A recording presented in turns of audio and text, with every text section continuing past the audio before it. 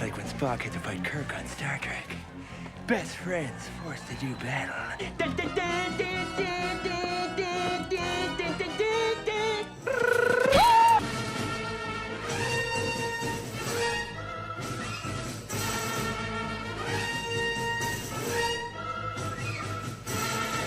Hey guys, Rafi here from the Endgame Investor with this month's edition of the Bitter Endgame Draft, and I'm glad Phil is here because I got so many commenters cursing me out. Where is Phil? Why don't you bring Phil on? What's wrong with you? So just to shut these people up, we brought Phil on because there's actually a topic that we disagree on, and we're gonna duke it out and fight to the death, and it's gonna be glorious. Goodbye, Jim.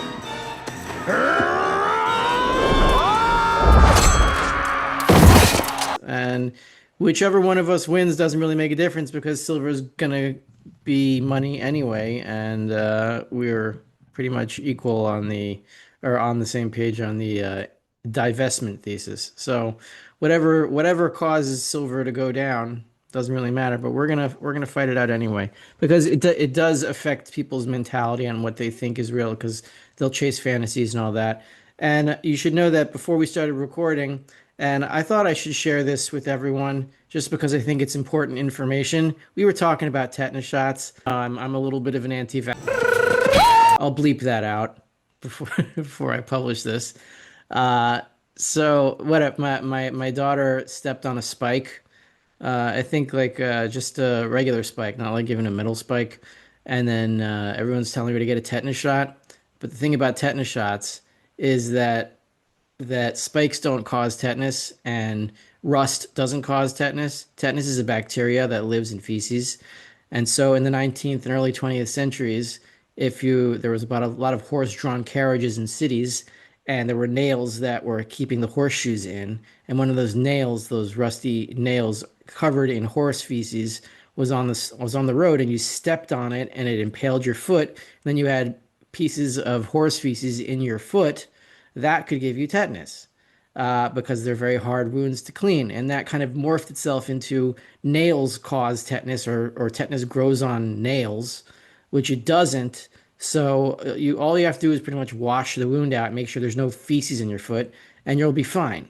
But the myth that every rusty nail has tetanus on it gets people to inject and re-inject and re-inject tetanus shots, and who knows what that does to you over the long term when you don't need them. But anyway, now that that's out the window, how are you doing, Phil? Do you have tetanus? I do not. You roped me into another. You roped me out of the bunker. You're like knocking on my bunker door, like, come on out and do a show with me. So I Okay. actually I have a question from a friend of mine who's in the bunker with me for you. He's a viewer of yours. He said, does Rafi just know all the memes that he posts, or do you have to like go searching for memes to add? Like, do you just know all these movie quotes and you can like mentally think, okay, I want to use that meme, and then you summon that video out from your memory, or do Okay, you go so searching? I'll say how it usually works. It's like a 60-40 thing, and then there's maybe it's like maybe like 60-30-10. So 60% of the time it works every time. See, like that's exactly how it works 60% of the time, right? 60% of the time, it works every time. That doesn't make sense. 60%.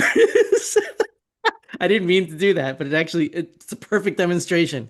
So 60% of the time, I'm saying something, and then a movie quote just goes off in my head as I'm saying it because I have an audio memory and I hear the voices of actors in my head when I say certain keywords, like what just happened. And then when I'm editing and I hear myself say it again, I'm like, oh yeah, like I look for that thing and then I put it in. That's most of the time. The other like 30% of the time is I would plan it because I have an idea in my head, so I make sure that I say the keyword, right? And then I'll have it prepared. And like 10% of the time, I'm like, there should be a meme here, but I can't really think of anything. So I go to getyarn.io and I type in a keyword and I see if there's anything that I remember that fits, and I'll put it in. But Okay. that's Okay, so there is a meme search a bit, but a lot of it's just triggered from your extensive Futurama library, Yeah, it's not mental just library. that, but it's it. I you know, I remember these jingles, and I just remember certain keywords and certain phrases that had a big part of my childhood and into my adulthood. Yeah, that's how it works. And it's I never knew this would actually help me maintain an audience or make money, but apparently Well, do I you know that's the monetized factor? it. Maybe you're chasing people away. Maybe everyone's like, "Who's this dork?" Like, I'm on a serious, I want a serious video on metals, and I'm getting this, If I'm chasing like, oh, those people away, good, because then I'm attracting the people who like it. And also, if I didn't do that, I'd have a really boring time because I don't want to just talk about gold and silver. I want to entertain myself. yeah. Are you? I'm honestly shocked. Like once Hormuz closed, I was like, "Well, that's it. So much for the bitter in-game draft. We're not doing any more of these." Like, I'm shocked we're still intact right now. Oh yeah, well, do you remember 2020 when the world shut down? Like you remember you told me the story when right after we first met, like that this is public story because you said it, so I can say it again that you saw some kind of episode where I was on Arcadia on Chris Marcus's channel at the beginning, and then something clicked and you realized that silver was money, and then you had a nervous breakdown and you were trying to Yes. explain it to your psychiatrist who gave you Xanax or whatever it was, right? It So was the general that's practitioner. It was like the yeah. nurse. It was the nurse practitioner or something. I'm like, you don't understand silver's money. Like we're so screwed. I Yeah, still have it so here. Actually, I have the. This is the Xanax right here. I keep it. I oh, keep it on okay, my okay. table. Just to I took remember. like one pill. A few moments later. I took like two. Oh, okay. Oh, so wait, you keep it right at your tape right there like the whole time, like all Yeah, of it's a your memento. So next to my silver, next to my silver trophies and things. wow. That's really that's like kind of creepy. No, it's like What? it's not creepy in a bad way. It's like creepy in Yeah. a strange way that that of your mementos, like all of your bitter draft videos, there's a bottle of Xanax right next to you that you don't ever touch. Yeah, I don't. I took like two. I did. You did the initial days after, and then I just started building a bunker.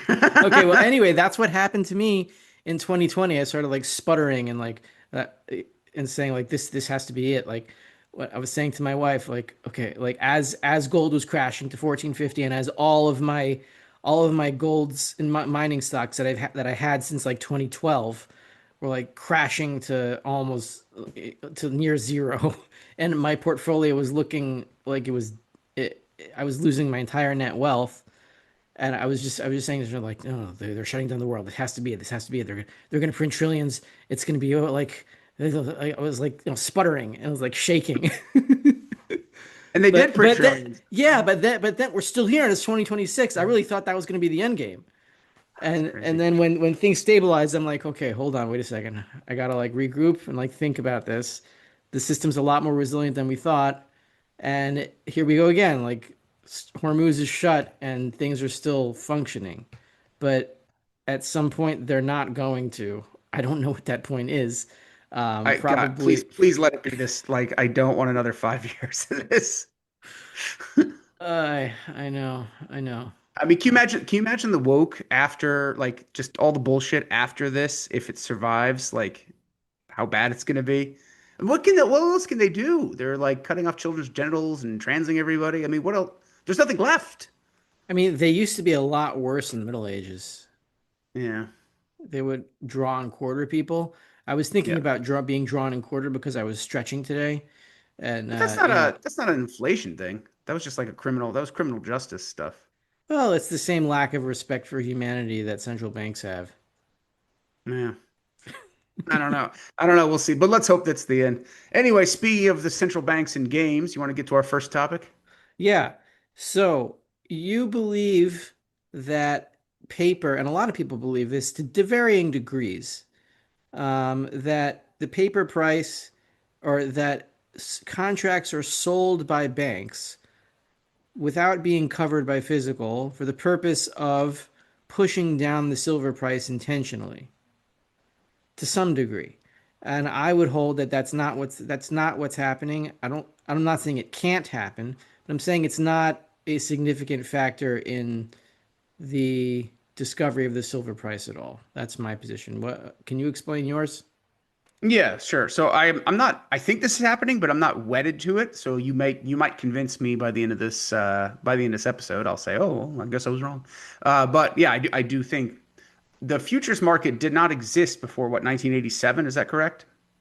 1974 1974. for Okay. gold So and the futures silver. mar For gold and for silver. gold and silver. Yeah, the gold and silver futures market did Well, I not think I exist. think I think maybe the silver market existed before, but I think the Okay. gold futures market Okay, was so started in we'll just deal with gold. 1974. That's fine.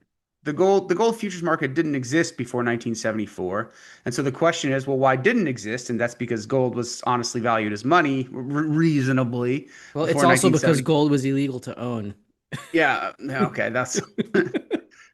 But what determined the price was the interest rate, right? The interest rate for the money good is the futures contract, right? If gold, hypothetically, if gold is $100 an ounce, or sorry, the dollar is $100 for 1 ounce of gold, and I borrow $100 from you at 10% interest, I owe you 1.1 ounces of gold at the end of the terms of the loan, and that's a futures contract, right? I sold you a futures contract for gold, so that makes sense. After we let the after we go off the close the gold window, go into a floating exchange rate. Uh, the futures market was created, and it seems like it was created to suppress the price of gold, to keep everybody doing other things like investing in Apple stock or whatever else, not in the late 70s, early 80s. That's why I think it exists. Now, I do want to caveat, I don't think it's a cabal of mustache twirling villains who get together and smoke cigars and laugh at how they've duped us all into using their paper.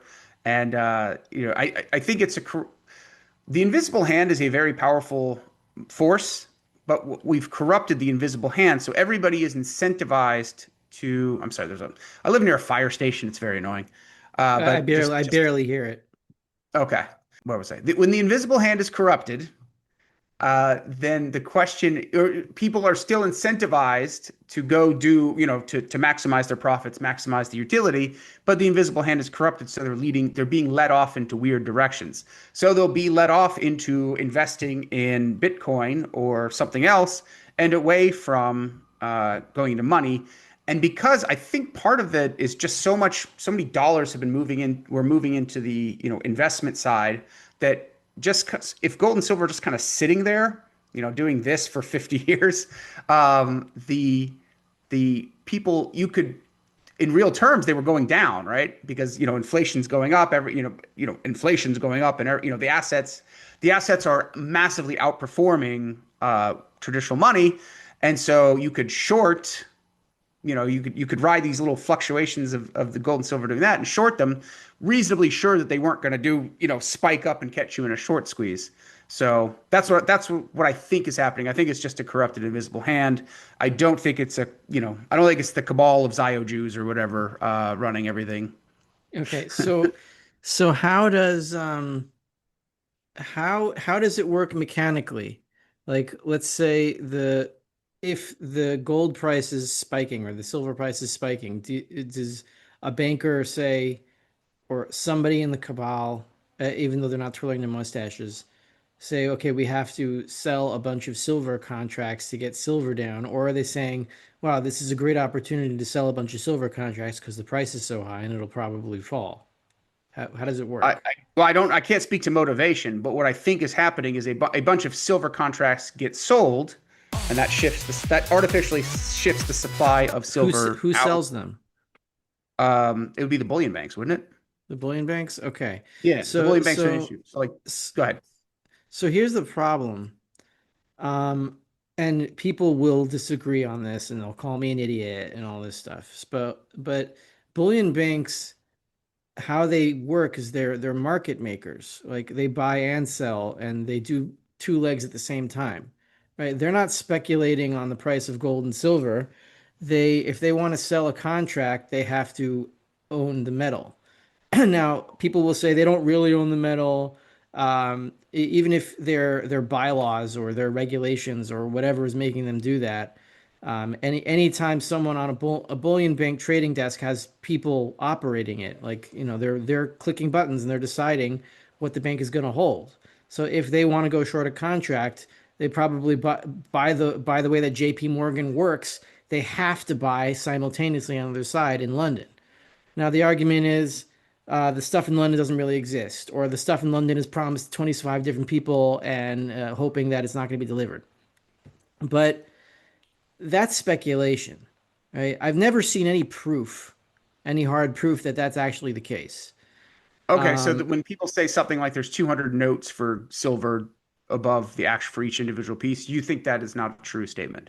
I've never seen evidence that that's the case. I mean, I've seen charts, I've seen people say it, I've seen people like make graphics of it, but I've never seen like here's the source of this thing has this many silver, or or in London there's this many silver bars, and here's all the claims, and here's all the proof that these all the claims on that bar. I've never seen that. Have you? Yeah, I mean, I can't speak. Yeah, I've never dived into the technical aspects of a bullion bank, so I yeah, cannot speak to it. and I've been taking it as gospel. So And it comes down to it, like if they did that for oil, right? If how it works in oil is someone owns a tanker, right? And this is how Keith Weiner described it in one of his he had a webinar or something. And if the operator of a tanker is going to buy oil that's coming straight from the Gulf somewhere in, past Hormuz, like up near Kuwait, and he like parks his tanker there, and they just like vacuum the oil in, and if you buy like at Costco, you're going to pay less, right? So if you buy an entire tanker of oil, you'll get it at a cheaper price. But if you're going to buy that, you buy the contract to buy this to fill up your tanker with oil in the Gulf, but simultaneously you sell a contract to deliver it in I don't know, in Chile, whatever. So you're profiting off of, you bought oil here at a discount. You're selling the contract to sell it there at a premium, and you pocket the spread. There's no speculating. They're not saying, oh, I think oil, so I'm going to buy a contract. They're moving the oil through buying and selling contracts and profiting on the spread, right? So that's exactly what is happening in gold and silver. Because if it wasn't happening this way, there'd be a shortage. Right, there wouldn't be enough silver, there wouldn't be enough gold for whatever industrial purposes, but we never see that. And now, yes, there's a monetary price, and there's an industrial price for gold, but that just happens to be because gold and silver are money, and that just means that when everyone wakes up, there's not going to be enough gold and silver because everyone's suddenly going to want it because the dollar doesn't work. That's a separate well, thing. the exchanges, I believe, like you tried to get a bar of silver from the Comex, right? And you failed. I So did fail. we are not allowed to stand for delivery. Only the other bullion banks, and I think there might be something of a cartel. So maybe that is a little bit of mustache twirling in the room, but I think I think that since the system can't be attacked from the outside, it's just this internal system of these like 12 bullion banks or however many there are, that they're willing to cash out people like you. If you show up, you get cashed out, and so when they make a futures contract, if they are playing games, when they make a futures contract and they create all this silver onto the market that doesn't really exist, they immediately short it, and then the market, a lot of people, the retail traders say, "Oh, silver's shit in the bed, I'm getting out," and so the short, Okay, there's no squeeze. wait a second. Go Wait, ahead. that doesn't make sense. That doesn't make sense. There's Well, another meme. futures contract. Yeah. Sorry, the futures contract increases the supply of silver, right? The artificial increase of the supply of silver causes the price to go down temporarily. Now, obviously, the way this gets attacked is people say, "Okay, I've got my contract. I actually want the silver. So, give me the silver." Then it turns out they got to go out in the open market and buy the silver, correct? I don't think 'Cause that's what's they have to happening at fill it. all. You don't think that's what's happening? No, I don't think that's what's happening at all. I think every contract that they short, they simultaneously buy silver on the other side at the Okay, same so in the you, same you don't think millisecond. so you're saying there's zero futures, there's zero unsupported futures contracts out No, no, there. no. I think there are some. No, no. I'm not saying there's zero Okay. because I could, for example, I could short a silver contract in my brokerage account. I've done that before because I had to get rid of the contract. I could do that without cover. I could do that without covering with physical silver. But in my brokerage, I would have to Yeah. have the value of that contract always in my account. And if my account goes below that value in dollars, they would force me to close the position and then I'd be out of it. And my whole account would be liquidated, right? So So yeah. everything has to be covered notionally, and there are going to be some speculators that don't actually have the physical, but people that are spread trading, which is most of the open interest, like I'd say like 90, 95% of it would be Okay. So you covered think physically. okay. So you're saying this is like an edge. The naked futures contracts are edge cases. What you're saying? Yeah, I think they are. And then you Is there could a way we could test this? Is there a way we could verify? I wish. I mean, yeah, AI is not going to help you Yeah. because they just spit back what exists on the internet, which is all a No, bunch of it's the bullshit. Oracle of Delphi. When you're Yeah, consulting the gods themselves when you ask AI. It's a yeah. So, okay. but So we're sort of speculating here. right. All So right. what you were saying before, I'm just trying to All right. So like let me make the zoom in on it a little bit, and then you So respond to this. let's say I'm a bully. Is JP Morgan a bullion bank? I believe it is, Yes, right? So I'm yes. JP Morgan. All right. I'm a JP Morgan metals trader with a great deal of swag over the company. Like I can really push. So I'm gonna say let's make 1,000 contracts for gold or something. A market moving number of contracts for gold, a couple thousand maybe.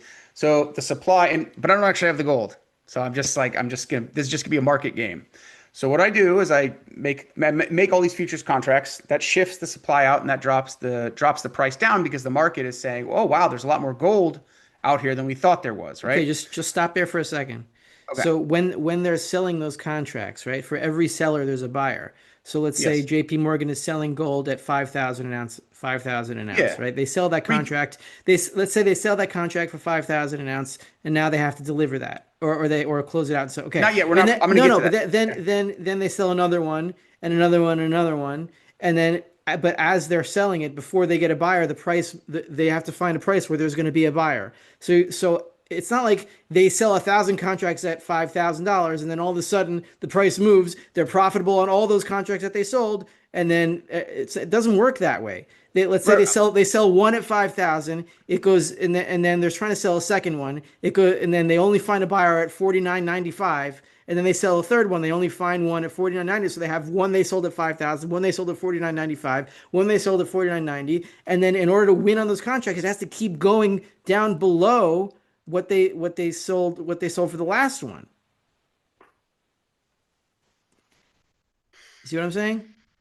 So you're saying it's because they're selling so many contracts, it's moving the actual price. It's like the price of the market is changing as well. Like Yeah, at the there's moment of there's sale. no delay. It's the actual offering of the contract in the market that Right, is right, right. going to have to find a buyer at a certain price, and that's what's going to move the price. So they're risking a lot of money. It's not like they can sell 1,000 at $5,000 and then oh well, there's going to be like a 6-day delay until the price falls because of those 1,000 contracts that we just sold.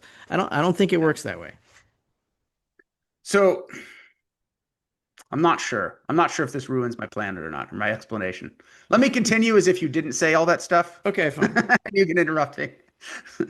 So I think they're selling, like I said, I think they're selling the contracts, and that shifts the supply out, driving the price down. Now maybe that like you said, maybe they're not selling them all at the same price, and then it like goes down like this. Maybe they're riding it down, and they're having to sell more contracts, and that those final contracts at the end are very much marginal profit makers because what they're doing at the same time is shorting. So as they increase these as they issue these contracts, they start shorting them as well. Now, now they're making if now someone has to take the other side of that short as well. For every short, there's a long, just like for every buyer of the contract, there's a seller. I'm assuming the market is there to meet those needs. What would happen is that people will stand. The short is profitable, right? So they use let's say the price goes down and stay the market is intimidated, successfully intimidated. The price of silver goes down for a bit, and you collect the profits on the short, and you use that to pay off the futures contract, and then spread the difference. That sounds convenient, but it sounds too simple to work. All you would need is a whole bunch of capital, and there's a lot of billionaires that have a bunch of capital. That's all you have to do to have guaranteed profit every time, or until the system collapses. Yeah, until the system Yeah, collapses. but I don't think that's possible, and I don't even think that's what's happening. Here's my well, look, I don't have enough evidence to prove what I'm saying is right or to prove what you're saying is wrong. I'm just trying to think of what makes more sense. But what here's well here I think there's something we might be able to test later. Let me go in the other. So let me continue on. But you may have noticed the price of silver has been going up as of late. So the question is, did the short get a lot of people? Were the people shorting? Did they get caught with their pants down? I'm desperate, Mr. Valiant. Can't you see how much I need you? Dabbling in watercolors, Eddie? And so what would happen if you lost this bet? Let's say you did you issued 1,000 contracts for gold, and then you shorted it, and then the price went up anyway. Well, Now you gotta issuing the contracts is the shorting. no, the futures contract is not a short. If you sell a futures contract, you're selling it short. Is that so? Yeah. I thought a short was a separate. But you could make a separate bet that the price is going to go down. Yeah, but that's just leveraging the bet that you already made. Okay, so you can do a lever. Maybe I'm thinking of a leverage short rather. What I was trying to describe was a leverage short then. But even Okay. just selling the futures contract. All right, so let's say you issue the futures contract, but for whatever reason the price goes up anyway, right? The market overwhelms your attempt to manipulate it. Now you're on the hook, right? Because now you have to cover the short at higher prices and show up with the actual gold. So what does a bullion bank do in that situation? It will, since it can issue all these naked shorts, it'll just double down and keep issuing more shorts. So what I would expect to see is an exponential growth in the futures market. If my theory is correct, I would expect to see exponential growth in the number of futures contracts because they Uh, get it wrong a lot too. They get it wrong maybe even more than they get it right. there is an exponential growth in the futures There is market. not. No, not that I can Oh, see. then maybe I'm wrong. Okay. No, the selling short of the contracts, if it's not covered, that is selling short. It's literally selling the contract short because that you have to deliver it now, right? That's the short selling. That is a short. Um, Okay. Okay. so the if You could leverage that too, but fine. So I mean, even J.P. Morgan has a brokerage that, and they're subject to margin calls too. It's all just a ring of margin, right? Right. Um, so here's what I think. What I think is happening. Okay. That looks Okay. that looks a little exponential. Is that the middle one, the open interest in the volume? No, at most it's like arithmetic, right? It's this is volume. This is volume. The middle is open interest, Okay. right? Open interest has been pretty steady since 2005, right? For about 20 years. It hasn't really gone on net anywhere. Well, look at the price from that same period. I mean, except for recently. So maybe maybe it's about to slingshot higher. I don't know. Okay, so we have that. And That looks a since little it looks a little exponential. no. Exponential would be a lot crazier. Like in the late 1970s, early 1980s, the first major gold bull market, Yeah. we have open interest here of about, let's say, 200,000 when things get really picked up. And this is when price is rising here in the 70s and open interest is going up, right? And Yeah. then we have open interest is steady. Open interest is steady, where if your theory is correct, then open interest being steady would mean that the price goes up. But open interest is pretty steady here from 1980 to 2003, right? And the price pretty much goes very little, doesn't move Well, much. price that would only be correct in a ceteris paribus, right? And there could be other market forces that were suppressing the price as well. So I don't necessarily say that it must go up, but not shorting it would, or not issuing futures contracts would have a positive effect, but it might be overwhelmed by extraneous negative effects.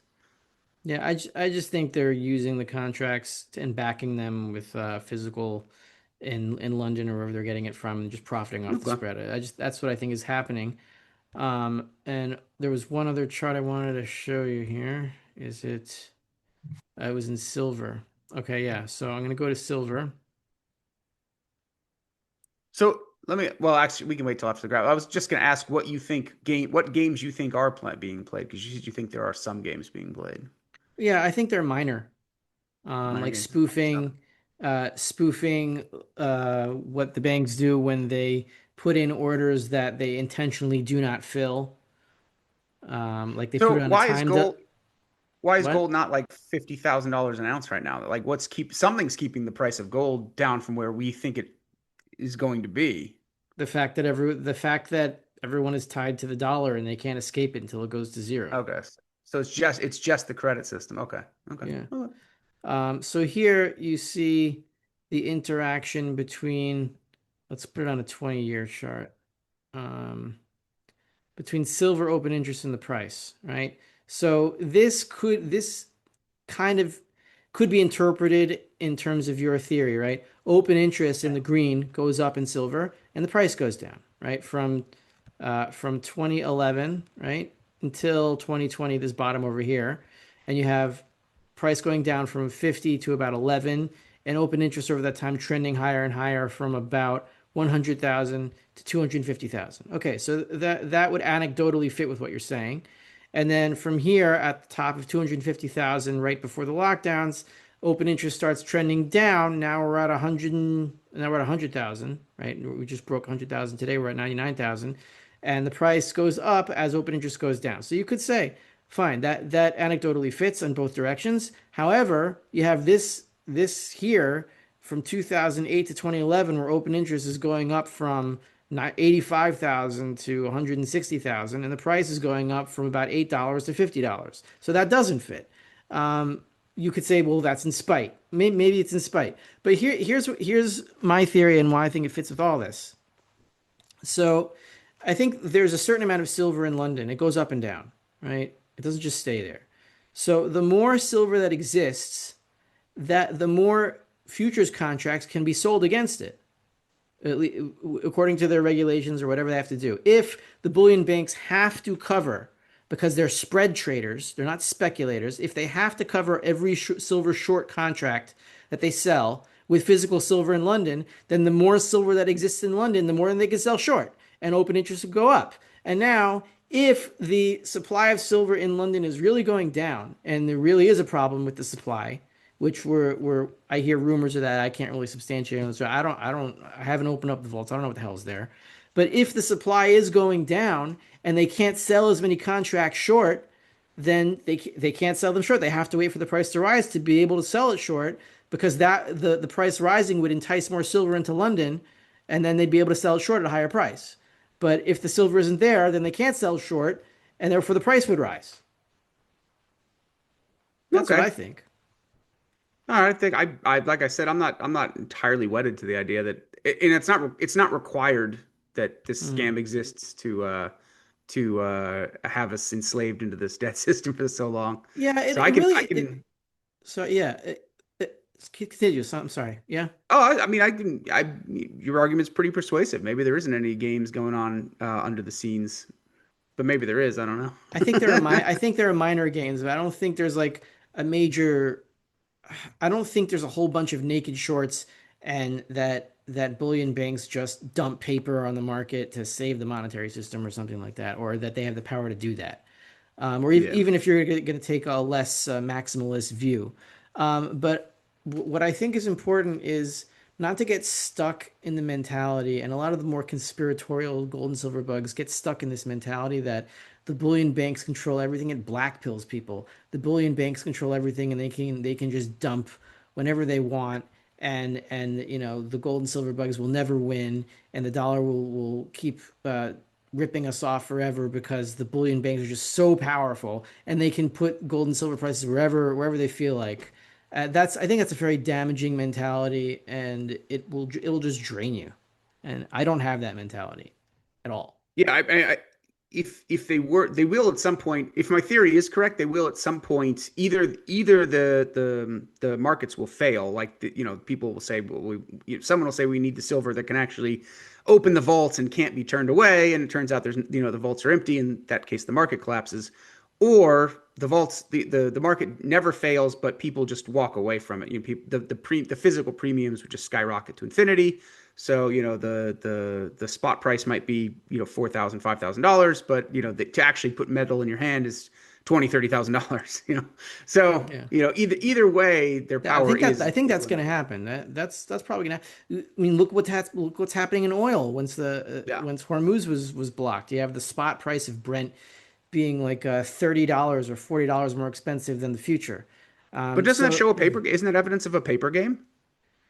I don't think it's evidence of a game. I think it's evidence of somebody try like a trader again. So, and the owner of a tanker was trying to pocket the spread between what he would spend on the oil in Hormuz and what he would sell it for in Argentina or wherever he's shipping it to. And then he can't ship the oil, so he has to close out. So he has to close out the oil that he can no longer ship out of Hormuz and sell it, but he can't sell it for a profit because nobody wants it because he can't get it out of Hormuz, and therefore and then he's got to buy back the contract in Argentina that he sold for like really really high because they need oil there and they don't have it. So you have this like wild price differential that just like warps itself once the oil can't leave Hormuz, and then you have this crazy backwardation, and then because Argentina is like begging for oil right now because this guy can't sell it to them, and so the price of their contract goes way up, and then you have this pocket, this big space between spot and futures, and Okay, so it's not that's necessarily a game. It's just the existing contracts are not able to be satisfied. Okay. right.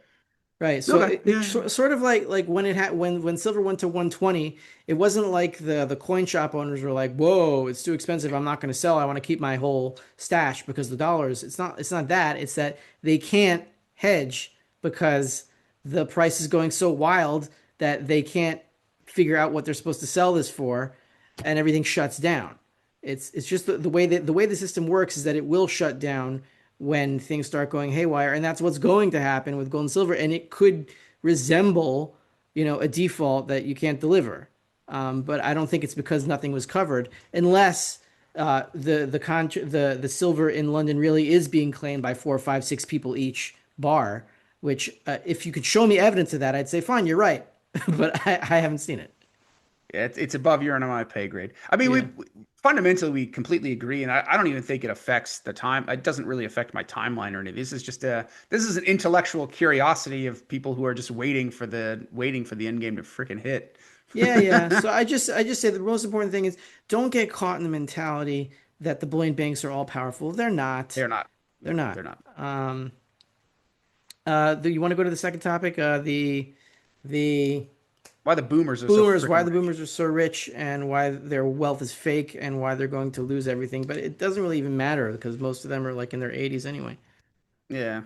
Well, it does. I mean, I have boomer family members that are just, they, pat me on the head. No, you're a nut, Phil. You don't know what you're talking about. I'm going to go swim in my third pool. Like, Mhm. so one side, the monetary system is a Ponzi. It is a Ponzi scheme. And one side effect of a Ponzi is the early adopters of the Ponzi get paid with the wealth of later adopters. So the boomer, and before them, the silent generation, the ones who grew up and post depression, post World War II, they got to experience all the benefits of the inflation, and now that the system is really starting to crack, millennials and Gen Z are the ones who are like, wait a second, where's all the wealth we were promised here, right? So and the way this looks like in the real world, right? So when the inflationary system started, it went into, especially after in the 1970s. We'll start after the gold window closed. One thing you could do in 1971, 72, 73, you could buy Apple stock, right? I mean, right on the ground floor, right when Wozniak and Jobs were, just leaving their garage, you could buy Apple stock. There was one critical thing, though. You had to be alive in 1971. In fact, you had to be old enough and have some money enough to actually buy Apple stock in 1971, right? Or, in the 1990s, you could have bought Amazon stock, right? These stocks inflated to enormous sizes. So if you were an early adopter of buying into these things, you got extraordinarily well. Even if you just bought a few shares, right? Even if you just bought a few shares, you could probably get a house Mm. off of what you invested in the early 1970s. Now, I mean, imagine people like you and me in the 1970s. We're like, guys, this is a Ponzi. I'm not participating in this. I'm just going to sit on my silver, right? I mean, imagine if you sat on your silver from 1970 to 2000. You would look like the biggest freaking idiot in the world. Everyone, you'd be the laughing, and you'd be broke, right? You'd be laughing stock, right? It, Yeah. it took a enormous amount of time for that trend to be reversing. Um, so all the boomers, what did they see? What did they empirically see? They saw gold and silver shit the bed, and they saw, we don't need that anymore. Apple stocks and tech stocks and that kind of stuff is what you really want to be in. And so trying to reverse that mentality for people who are in their 70s and 80s is exceedingly difficult. The problem is it doesn't at the end of the day when Ponzi's blow up, it doesn't matter how early you were in adopting the Ponzi, your wealth is still revealed to be false. In fact, a Gen Z who adopted the Ponzi, he only had, a couple years of his life, a couple years of his wealth ruined. But a boomer who had his entire life's wealth wrapped up in that Ponzi loses everything, right? Lost the accumulated. Now they're completely broke at 80 years old. Hmm. And all that wealth, all that perceived wealth is going to transfer over to the gold holders. Well, is there any wealth destruction though? That's the question. Well, Like, the wealth destruction already happened because of the misallocation of resources. So, like, okay. the example I'm talking about like a brewery or something in my examples that I was talking about with Dunnigan. I'm like, well, the brewery should have been a textile. We don't know. We never know what the next best alternative will be. We only know what exists. But we could theoretically say, okay, on an honest gold standard, we'd probably be making our own clothes in America. We wouldn't be importing clothes from Bangladesh and Indonesia. Maybe we would, but maybe we make them locally. Oh, so wait, so here's the thing then. Maybe it's not wealth destruction, it's just like capital being so warped. Like, okay, now we have these mega farms and these mega in Yeah. clothes. They turn gasoline into shine clothes and all these like huge garbage producing crap. So the gold holders will be the inheritors of all these massive pieces of capital that shoot out a bunch of garbage, and then we're gonna have to go into these big capital places and say, what the hell are we gonna do with this crap? Yeah. And then, so it's like it's more like not wealth destruction, but capital warping to such gigantic proportions that will be totally unusable that the gold. But we discuss this a lot. It's just I don't like to think about it this way because it's a very daunting task to have to take over huge portions of capital that I have no idea what the hell I'm supposed to do with them. And should I just like bomb them and then use them for raw materials and then turn them into a mine or cut them into little pieces? But you need real capitalists to figure the answers out to this question. Yeah. We'll be inheriting the enormous pieces of capital that the boomers spent all their time consolidating and concentrating to create these mega industries that nobody will be able to finance anymore. Yeah. Do you have any boomer family you have trouble convincing? I don't really talk to my boomer family that much about this stuff because they think Oh, I'm okay. totally nuts. Yeah, well, okay. So they think you're nuts and they I don't mean, they I kind of lost touch with them in during COVID. Like I can't talk to them. I don't take them seriously anymore. They're like a bunch of weird cartoons to me. Um, I know I talked to my parents, but yeah. they understand me at least enough to take me seriously. Yeah. Yeah. I've had some luck with some of my I mean, they're not much luck, but I've had some luck with some of my boomer relatives where I'm like, you really need to stack something. Even if you think I'm insane, because they remember silver currency. This is what blows my mind. I'm like, you Mhm. saw silver currency in daily use, Mhm. and you're still like, oh, it's fine. We don't need that silver money. Like, what were they thinking when they took the silver out? Why were they not like, this is ancient Rome collapsed currency debasement? Just because the debt. It's just because the debt kept it going. Yeah, because they see that society is getting richer. I mean, 1960s was a huge growth time in terms of what Yeah, you could illusory. see, like buildings and technology and air conditioning and this kind of stuff. I mean, who needs that when your life is getting physically a lot more comfortable? And so your quarter looks a little bit, crappier from 1964 to 1965, but like who really cares? It still blows my mind. And there were people sounding the alarm bell. I mean, Rothbard was alive at this time. I mean, there were people absolutely sounding the alarm bells. Yeah, he came out with Man Economy in say 1962. That was like the prime. of his Yeah. career. And then of course, like Milton Friedman was like, the counter. He's like, we don't need that. We just need discipline, brutal discipline at the central banks. We'll be fine. Yeah, The maybe boomers. he was like maybe Milton Friedman was like the ultra what do you call the super villain of Yeah, I think so. I think the it's funny because he gets a lot of props in libertarian circles because he said all the that's what makes libertarian him a words. super villain. Yeah. Right. Oh wait, Yeah. So spe anyway, no, go ahead. no wait, sorry, go Just my ahead. final point was that the boomers' wealth is illusory, and it's going to there's gonna be a lot of window jumpers if they can get their walkers over to the window, but you know, it's just gonna be so okay. And they're all living in like these like gated communities, that are not gonna have a lot of mark. There'll be like this, 55 plus communities with the golf course right in the middle of it. I'm like, that's gonna be turned into agriculture. You guys are gonna be farming in that golf course in a couple of years. Right. There's this place in northern Florida where it's like camp for retirees, where they just have activities for you all the time. And Yeah, it's like summer camp for like 80-year-olds, like healthy 80-year-olds that can do activities. yeah. And like a lot of them are childless, and it's like the saddest thing. I just heard this story from. Oh, by the way, I just wanted to say before that I had this idea in my head that you said that from 1971 to 2000, silver defecated the bed. So if I just wanted to say if you were in bed with silver and it defecated the bed and you got impaled with a feces covered silver nail, you should get a tetanus shot. You don't need it because silver is antimicrobial. I don't think it's that antimicrobial that it would magically kill all of the tetanus It bacteria would in depend the on the layer. feces in It's which. pretty good. It's pretty good. It Okay. would depend on how deep the feces was. Well, here's a So if question it's just a then. thin layer, it could probably do it. If silver is silver, then why does an overdose of colloidal silver give you argyria, which turns you blue? Hey, what smells like blue?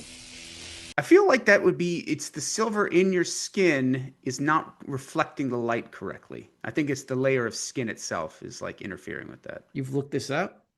Yes. Well, I looked up what that I saw your Twitter post and I looked it up and I was like, "Oh, wow, that guy looks weird."